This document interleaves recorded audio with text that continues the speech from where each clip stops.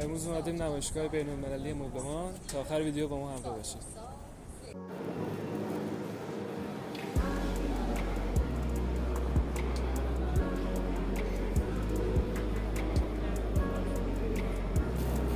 مبل و صندلی‌های مخصوص میز ناهارخوری که فوق‌العاده جمع و جور کوچیک هستن و مناسب خونه‌های کوچیک است.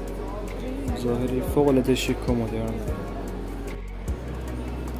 حالا وارد بخش کلاسیک نمایشگاه میشیم. در اینجا مبلمان کلاسیک سنتی رو مشاهده میکنید و امروزه از این سبک مبلمان خیلی کمتر استفاده میشه.